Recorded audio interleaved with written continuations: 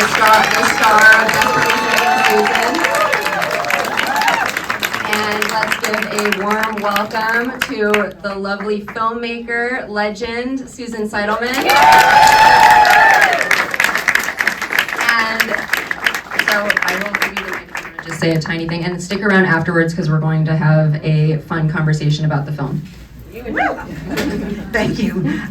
Thank you all for coming. I just wanted to say this is really special because this is the 40th anniversary of the movie, and what you're going to watch tonight is the 4K restoration. So it looks, I think, the way Ed Luckman, our DP, wanted the colors to look. Of course, Rosanna and Madonna are the two stars of the movie, but it's also a time capsule of New York City at a very special time. I mean, the city is not the same city it was back then in several ways. So I think as you watch it, you'll recognize, those of you who are New Yorkers who've been here for a while, you recognize places that no longer exist, and hopefully it'll have some nostalgia for you. But stick around, we're going to answer a lot of questions and have a good conversation afterwards. Thank you all for coming, and thank you for seeing this up on a big screen. It really is a different experience. Hopefully you'll notice a lot of the little details, little hidden gems sprinkled throughout that you might not see if you've just seen it on television. One quick question. How many people here have not seen the movie before? Oh, that's cool. I was so fun. And how many people have only seen it on TV? Oh, wow. Okay. Hopefully you're in for a treat. Thank you so much for coming. Seeking Susan. And please welcome our friend, Susan Seidelman, filmmaker, and Rosanna Arquette, star.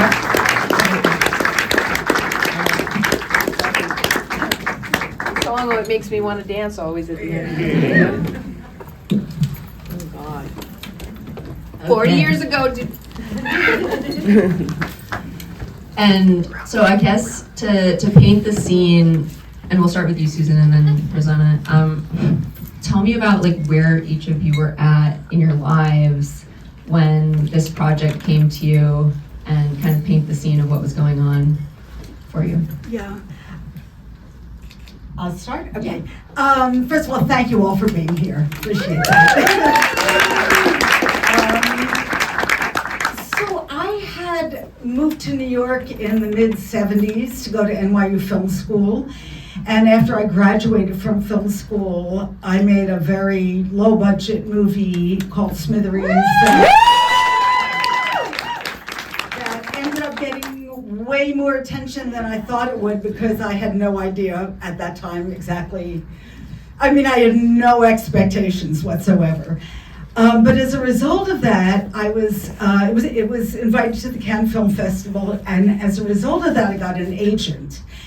And the agent's name was Jeff Sanford, and it turned out that he had a wife named Midge Sanford, who was the producer of this. But before I met Midge, who sent me the script to Desperately Seeking Susan, I must have spent a year reading other scripts, reading a lot of really bad scripts. Because back then there really weren't many female feature film directors, and knew that if I wanted to actually have a career in the movie business, I had to be really smart about the script I picked and the partners that I worked with. So cut to 1983, suddenly I get this script called Desperately Seeking Susan that, of course, being superstitious, had my name in it, and I thought, okay, this is a good sign. And then I read it and thought, wow, that's really unusual. It's a movie sent to me by two producers, Midge Sanford, Sarah Pillsbury, female writer, two female stars. Again, really rare back in 1983 384. And it was also about a world I knew about because, as you know, one of the characters is a suburban, a kind of frustrated, unhappy or vaguely unhappy suburban housewife. I was a girl who grew up in the suburbs, so I totally understood who Roberta was. And I had left the suburbs to move to New York City because I wanted another life. So I kind of could relate to that part of the character. But I was now a New Yorker, so I related to the Susan character as well. Anyway, so that's how I got the material. That's what was going on in my life. And at the time, I'll turn to Rosanna. I think Rosanna was attached, you were attached to the movie when I got it, right? I was. I was attached to it. I was kind of I had done Baby Sue and a movie Executioner Song, so it was kind of, offered to me. And but then we met, and it was the Fairmont Hotel in LA. Well, before that, the Mirror something. It was something else before. What was it? Anyway, a big hotel in Santa Monica. I remember our first meeting, and you were telling me about the look of it, Diva. You wanted the lighting and all this. I remember all that. Yeah. I don't remember a lot, but Yeah, well, I remember actually, I remember meeting you in LA, but I remember the second time we met, because you were on the West Coast, I was in New York, was actually on the set. I came to visit you on the set of After Hours. oh wow! Yeah. Because I did After Hours, and then started Des We Sing literally the next day. Yeah, They were back to back. yeah. Yeah. And so, I mean, 40 years later, this is such an incredible time capsule of a specific moment in downtown New York. And I'm wondering, can you talk about your relationship to downtown? And, you know, you were part of this scene, and yeah, if just both of you could kind of talk about your relationship to New York City at that time. I was born in New York, so and I love working in New York anytime. I'm happy I'm back here now. But it's a New York that doesn't exist anymore in both films. It's gone. Yeah. You captured such beautiful moments and people like John Lurie, like all these, Giancarlo Esposito, like all these amazing characters that were. Well, that's what's interesting when you watch the film. You do see all these people. I think one of the things that makes it, gives it flavor is that it was a mix of up-and-coming theater actors who were just starting to break into film. I think this was the first movie for Laurie Metcalf. I mean, Giancarlo Esposito was like just a street vendor. You never... John Turturro. John Turturro's first. Stephen Wright, the comedian. There's just a lot of little people that are peppered throughout. Richard Edson. I mean, because I came from having lived in New York in the mid-'70s and late '70s when it was very funky and wonderful because it was so cheap to live in back then. That kind of energy really inspired Smithereens, and I wanted to try to, if you watch Smithereens, which was filmed in 1981, came out in '82, the city is a lot grittier than it is in this movie in 1984, but still, there's still some grit there when we were filming it. What was interesting, and one of the conversations I had with Ed Lockman, the DP, was how can we make it magical but keep the grit? So you have the funky alleyways and dilapidated buildings, but they're lit beautifully. And now it's almost, after this movie came out, after that, almost every MTV video had that kind of gelled lighting, the bright purple, bright green. But this really was at the beginning of that. So again, the attempt was to keep it gritty, but also make it magical, because the film really is, I don't know if we ever talked about it. It's inspired a little bit by Alice in Wonderland. You know, the idea of this sort of bored Alice, in this case a bored Roberta, you know, following this magical rabbit, this mysterious creature down the rabbit hole into Wonderland. And so our intention really was to make New York City feel like Wonderland in some way. And you were also shooting in New York. I mean, I think you told me that like you were shooting on the street. New York really became this character in this super authentic way. Could you talk more about kind of the things that happen that you don't expect when you're shooting on the streets of New York and kind of doing it in that way? Do you want to answer that? I have an answer, but You maybe. did answer it. Well, you know, the goal is to try to, you know, the script is kind of structured like a puzzle. It's very precise. You know, one thing has to link to the next thing because, in a way, it's very, like the pieces have to all fit together. The mystery has to fit together. But within that tight structure, I think it was important to add some looseness, some kind of improvisational feel. So, like the best example I can think of was that one day we were filming. It's the scene. I've said this before, and some of you I know have seen this movie so many times. So I'm sorry to repeat this if you've heard it, but we were filming on 25th Street, and it's the scene where Madonna gets out of the car to place an ad in a personal ad, and literally as we were setting up the camera. Walking down the street, there just so happened to be triplets dressed identically walking down the street at that moment. And since this is a film about doubles, you know, like doppelganger, it just seemed right to kind of just walk up to those triplets and say, hey, do you want to be in a movie? And put them there. And but there were constantly just little quirky things like that happening that I think gave this tightly structured movie a looseness that makes it, that keeps it alive. Rosanna, you play some of the most iconic characters in cinema history, in my opinion, but don't we all agree? Please do. But could you talk about kind of getting into Roberta and how that was, you know?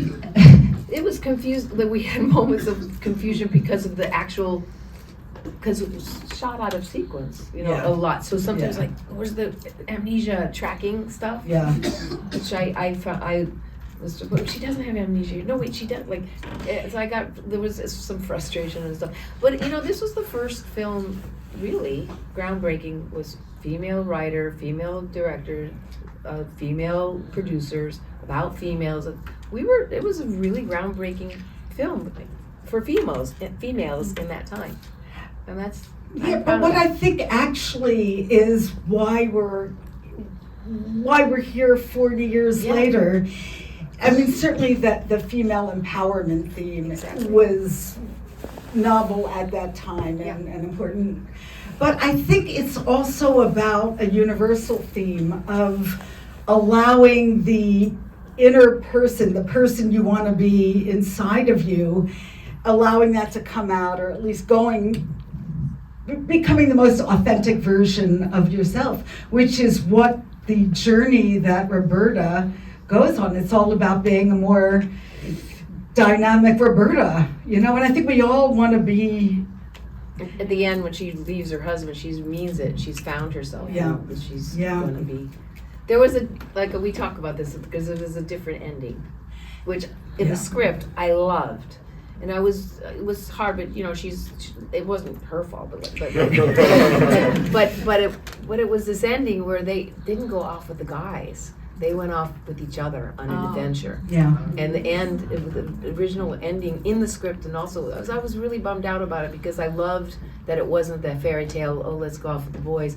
They went off and we shot it, We shot it. At the end of them off on a camel in the desert. There's a camel in New Jersey, right? Yeah. Where did we shoot that? It was funny. It was supposed to be the two women end up in Egypt, and we Yes. see them, we filmed them, we got camels, we rented camels Yes. from the zoo. I love that ending in the script, and I was like, I love that they Yeah. didn't go off with the guys.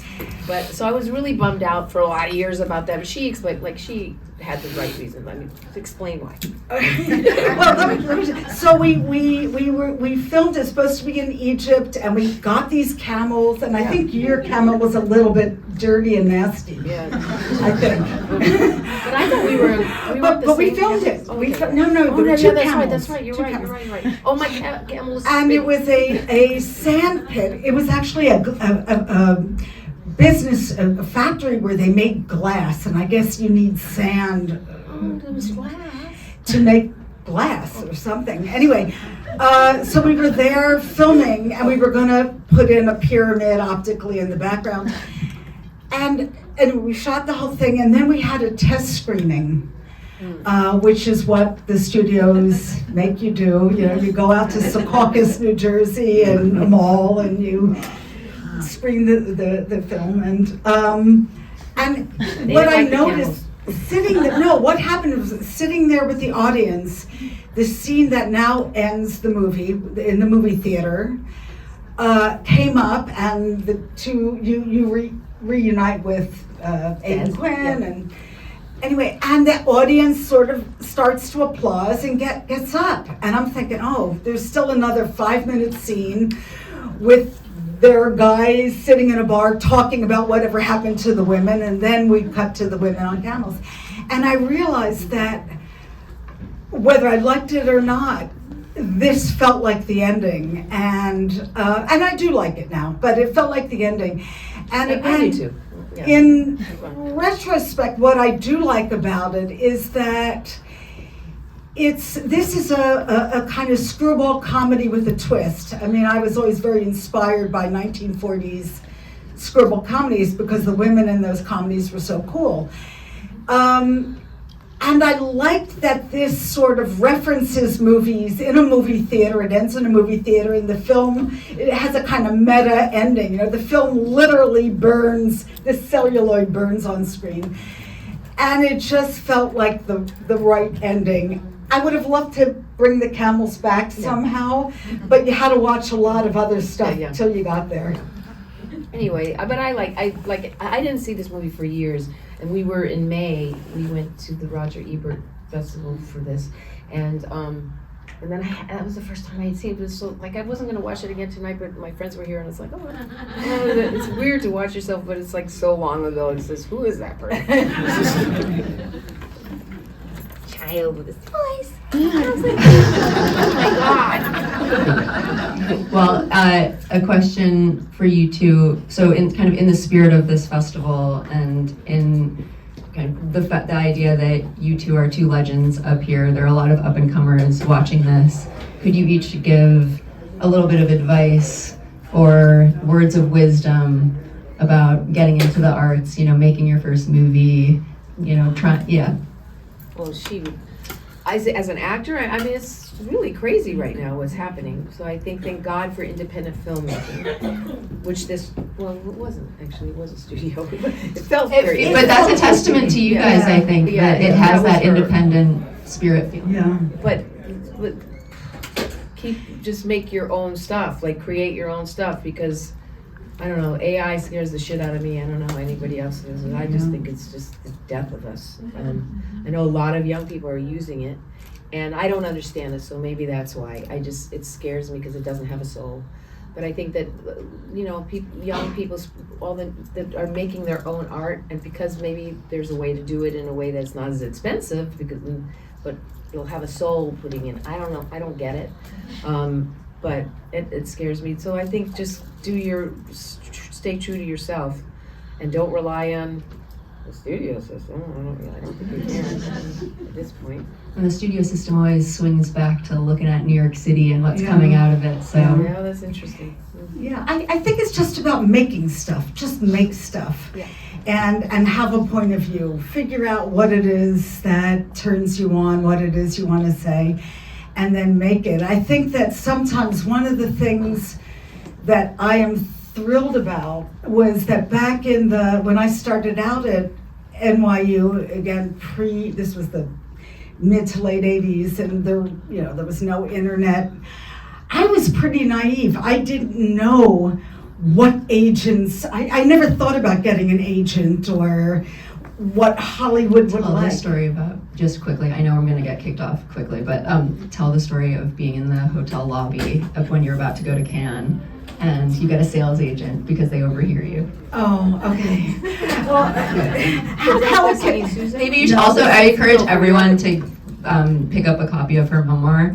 Yeah, but, okay. So again, being very naive, I just went out and made smithereens. The crew was my NYU friends. I had no plans, I'm going to put it in, I didn't think, I'm going to use this as a showcase to get into Hollywood. I just didn't think that way. But it ended up getting into Cannes, and I was shocked when it did. And when the guy, the head of, at first they wanted to put in the director's fortnight. So I got a phone call from a Frenchman who said, I would like to meet you for breakfast. I saw your film, I liked it, I'd like to meet you for breakfast. He was staying at, I forgot what place it was, French hotel in Midtown. And I actually said, I'm sorry, I'm not a morning person, which was a pretty stupid thing to say. He said, I think you should become a morning person and meet me, and I went there. And he told me he was going to he'd like to put the film in the festival, but we had shot it in 16 millimeter. I'm talking about smithereens now. We had shot it in 16 millimeter, and they didn't project 16. It had to be in 35. And he told me it would cost me about $25,000 to blow it up from 16 to 35, and I also needed to get it subtitled. I needed a publicist. I needed to make all the publicity materials, and I was totally broke. Again, I think that a lot of things in life are about timing. The right luck is really timing meets the right opportunity.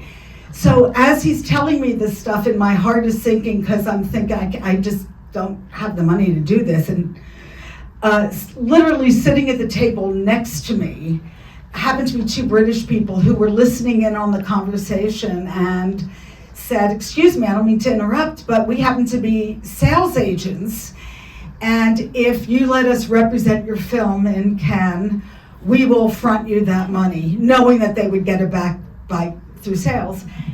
And again, it just, I sometimes think, what if they hadn't been having breakfast next to me? Meant to be. But there's a lot of stuff. What if this movie, in all fairness, we haven't mentioned Madonna, but what if Madonna's, the acting and the story there was a lot of were people great. that said there was amazing people that did audition for that role. I mean, There were Yeah, very do you want to talk about the Ella casting? Barkin, one of my best friends, like Jennifer, was it Jennifer? Jennifer Jason Leigh, Melanie Griffith. Melanie Griffith, Oh, Jamie Lee Curtis. Wow. Yeah, can you talk Jamie about Lee. that casting, Huh? Susan? Yeah, can you two talk about the casting a little bit? I at first, because I didn't I wanted a real actress up to do her, but then she blew up huge while we were making the movie.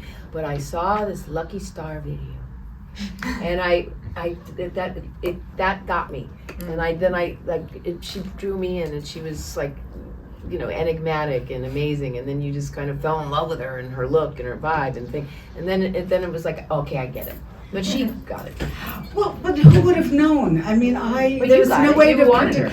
I did want her Because you only. saw her in the street, you knew the scene. I knew of her from living. She lived around the corner. Yeah. Isn't Um,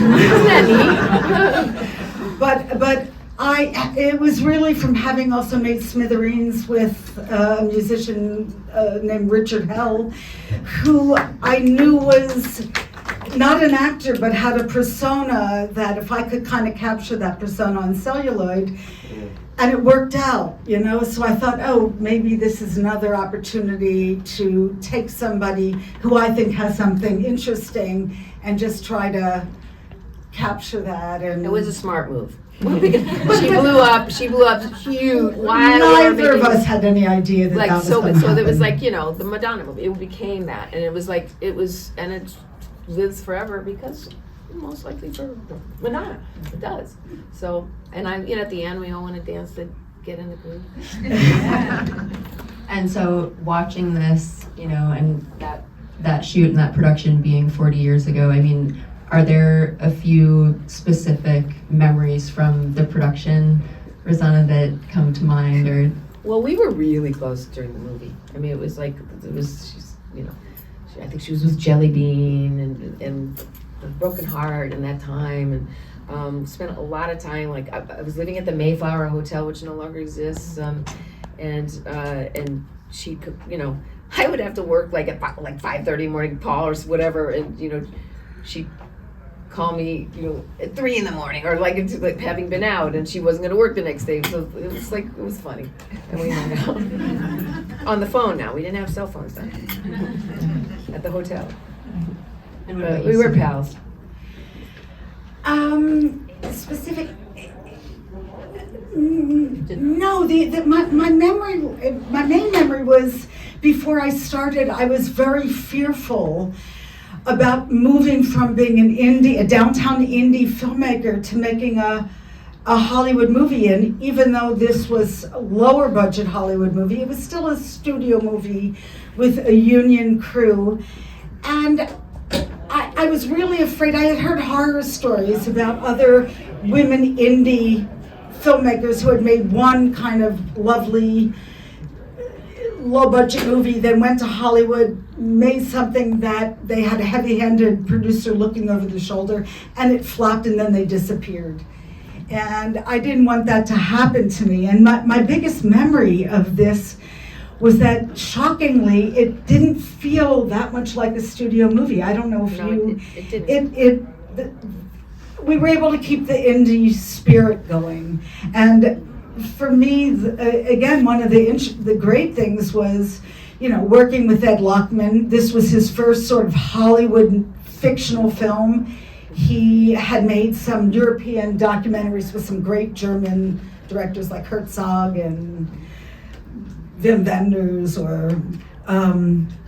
but so this was a first for him. You were still in the ingenue period, but you had done some stuff, so you were probably the most experienced one on the set.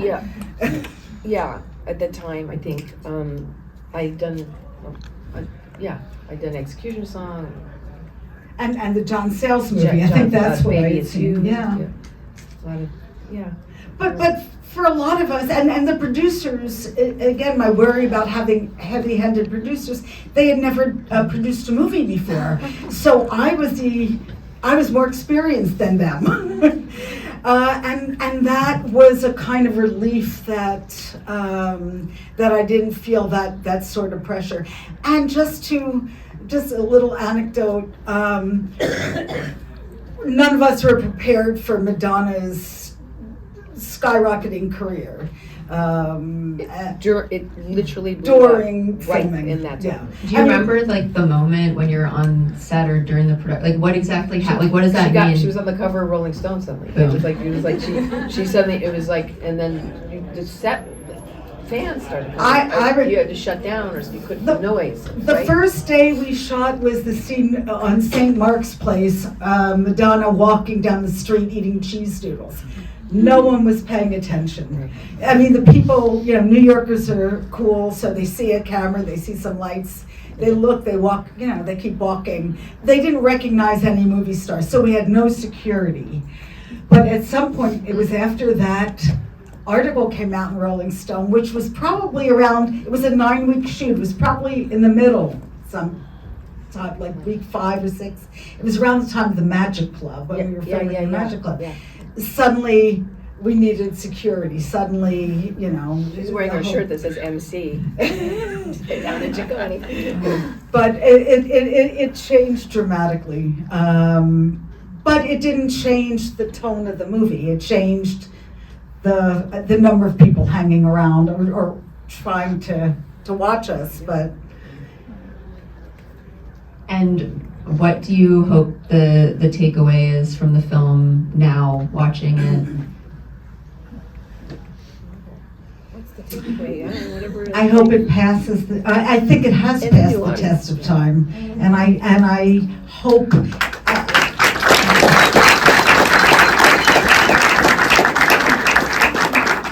I think what has been the most gratifying thing for me, and I've done a bunch, because it's the 40th anniversary, so a bunch of screenings, is a few times I've seen grandmothers, my age, mothers, and their children, daughters and sons, all watching the movie together. So it feels really nice that this is something that grannies and moms want to share with their, 16 and 17-year-old kids. And